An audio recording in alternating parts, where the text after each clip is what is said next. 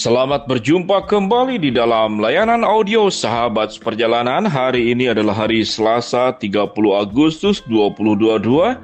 Tema renungan saat teduh kita dengan judul Iman, Akal, dan Usaha. Iman, akal, dan usaha.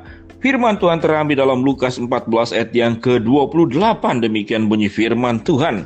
Sebab siapakah di antara kamu yang kalau mau mendirikan sebuah menara, tak duduk dan membuat anggaran biayanya? Kalau cukup uangnya untuk menyelesaikan pekerjaan itu. Di dalam ayat 29 dikatakan, jika tidak selesai, maka orang melihat dan orang mengejeknya dia. Mari kita berdoa. Bapa di dalam surga, terima kasih bahwa firman Tuhan mengajarkan antara iman dan akal serta usaha bukanlah tiga bagian yang berbeda, namun tiga bagian yang menjadi satu. Di dalam nama Tuhan Yesus kami mau belajar kebenaran firman Tuhan ini. Amin. Shalom sahabat seperjalanan yang dikasihi Tuhan. Seringkali antara iman, akal, dan usaha itu dianggap kelompok yang berbeda. Kalau sudah beriman jangan pakai akal, dan orang yang menggunakan akal tidak perlu pakai iman. Lalu ada yang mengatakan iman dan akal itu membutuhkan usaha. Jadi orang yang berakal membutuhkan usaha, namun orang yang beriman seringkali tidak perlu dikatakan berusaha. Itu serahkan saja kepada Tuhan. Tuhan yang sanggup melakukan perkara-perkara yang mustahil menjadi mungkin. Tuhan yang sudah melakukan mujizat-mujizat yang terjadi terdahulu juga terjadi saat sekarang. Kalau sakit tidak perlu ke dokter, berdoa saja. Bagaimana Allah dan Yesus menyembuhkan orang yang buta, celik, orang yang lumpuh berjalan. Jadi tidak perlu ke dokter. Sahabat perjalanan yang dikasihi Tuhan, pada bagian firman Tuhan kita yang dikatakan Lukas 14 ayat ke-28. Di sini diajarkan sebab siapakah di antara kamu yang kalau mau mendirikan sebuah menara tak duduk membuat anggaran biayanya, kalau cukup uangnya untuk menyelesaikan pekerjaannya itu. Mari sahabat perjalanan kita jangan menjadi orang yang ekstrim, karena orang yang ekstrim biasanya menambah-nambahkan Alkitab atau mengurang-ngurangkan kebenaran firman Allah. Kalau segala sesuatu dengan doa, ada seorang yang mengatakan sahabat seperjalanan, ada orang yang sangat ekstrim, sakit tidak perlu ke dokter, berdoa saja. Padahal ke dokter dan berdoa itu dua hal yang tidak bertentangan. Karena mengapa? Karena antara iman, antara akal dan usaha, ketiganya adalah bagian yang saling terkait dan tidak terpisahkan. Sahabat seperjalanan yang dikasihi Tuhan, ada yang ekstrim lagi, memang sedikit ini semacam menyindir kepada orang yang ekstrim yang lain. Kalau gitu anak-anak kita tidak perlu sekolah. Berdoa saja agar dia langsung bisa naik kelas, dia tidak perlu. Tidak perlu katakanlah seperti demikian. Kalau kita punya usaha tidak perlu melakukan marketing.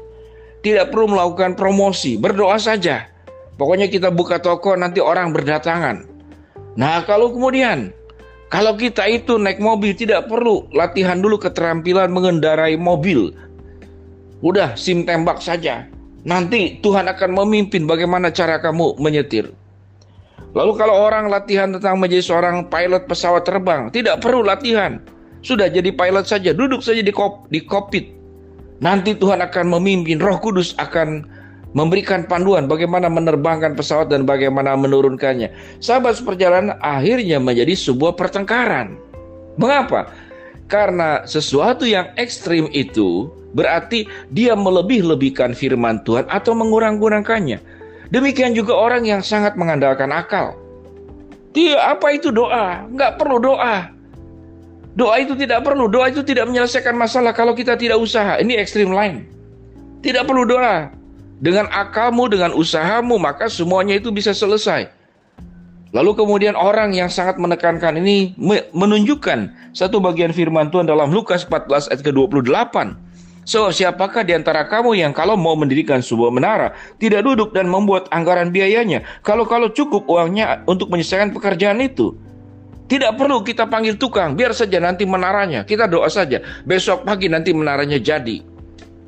Lalu orang yang menekankan akal dan usaha, kan tidak mungkin semuanya itu terjadi. Sahabat seperjalanan, pada prinsipnya, Orang yang beriman berarti dia tetap harus berakal. Dan orang yang berakal tidak boleh melepaskan iman. Akal dan iman juga tetap membutuhkan usaha. Karena Allah menciptakan manusia adalah menjadi manusia yang bekerja, menjadi manusia yang beraktivitas, bukan menjadi manusia yang duduk dan berbangku tangan. Dan bekerja, beraktivitas, berkarya adalah sebuah anugerah. Sebuah anugerah. Kalau kita mendapatkan sesuatu karena orang tua yang membuat, dengan kita bisa membuat sesuatu karena karya tangan kita, apa yang kita banggakan? Kita bangga bahwa kita bisa melakukan seperti yang orang tua kita lakukan. Sehingga dengan demikian apa yang Yesus katakan, karena Bapakku bekerja sampai sekarang maka aku pun juga bekerja. Demikian juga karena Allah yang kita sembah yang tidak perlu bekerja, Allah pun bekerja, apalagi kita manusia. Manusia yang memang sepatutnya harus kerja, sepatutnya harus berusaha. Berusaha menunjukkan katakanlah sebuah kesungguhan. Berusaha juga menunjukkan sebuah komitmen. Berjalan bersama dengan Tuhan, dengan pilihan kita, itu menunjukkan sebuah integritas. Dengan demikian sahabat perjalanan, mari kita belajar mengkoreksi. Mungkin ada sikap ekstrim yang ada pada diri sahabat perjalanan, baik ekstrim kiri maupun ekstrim kanan. Ekstrim kiri biasanya itu adalah melebih-lebihkan. Ekstrim kanan biasanya itu mengurang-urangkan. Kalau ekstrim kiri yang melebih-lebihkan iman. Kalau iman itu berarti mengandalkan Tuhan sepenuhnya, tidak perlu kita melakukan apapun. Tetapi kalau ekstrim kanan adalah kita yang harus bekerja, bukan Tuhan yang suruh bekerja. Kalau kita tidak melakukan, Tuhan juga tidak akan bantu kita. Itu ekstrim kanan. Di dalam kitab Wahyu dikatakan firman Tuhan jangan ditambahkan, jangan dikurangkan. Menambahkan bagian firman Tuhan, Tuhan akan tambahkan malapetaka. Mengurangkan firman Tuhan, Tuhan juga akan tambahkan hukuman. Dengan demikian sahabat perjalanan, firman Tuhan itu harus dimaknai secara tepat, benar, seimbang, proporsional. Apa yang dicatat di dalam Alkitab jangan dilihat sepenggal-sepenggal. Hanya ayat demi ayat yang kita suka, yang tidak suka kita geser. Maka kemudian menimbulkan penafsiran pribadi. Sahabat seperjalanan yang dikasihi Tuhan, ada juga yang ekstrim lain, yaitu bahwa bahasa roh itu tanda orang beriman. Padahal dalam 1 Korintus dikatakan bahasa roh itu adalah untuk orang yang kurang beriman. Tetapi kalau ditekankan sedemikian rupa, mintalah bahasa roh. Lalu ada yang ekstrim, saya tidak butuh bahasa roh, karena sewaktu saya bekerja, yang ditanyakan itu apakah engkau bisa berbahasa Inggris atau berbahasa Mandarin atau Chinese. Saya ingin dua bahasa itu saja, tidak perlu bahasa roh. Maka yang terjadi adalah pertengkaran. Bahasa roh dicatat di dalam Alkitab, ada memang. Tapi bahasa roh adalah karunia yang diberikan oleh Allah.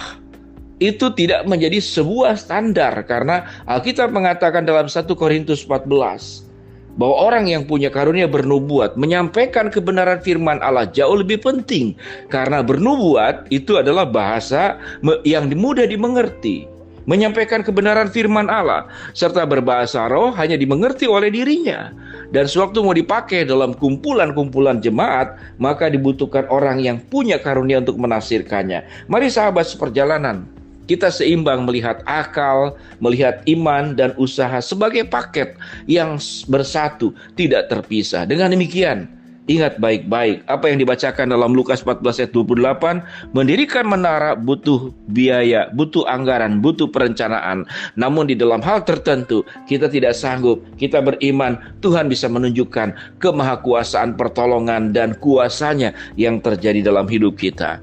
Mari kita berdoa. Bapa yang di dalam surga, biarlah kami menjadi orang percaya yang tidak ekstrim kiri atau ekstrim kanan.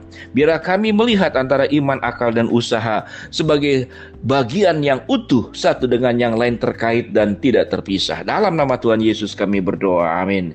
Shalom sahabat seperjalanan, jadilah orang percaya yang bijaksana dan tetap melihat firman Allah secara benar, proporsional.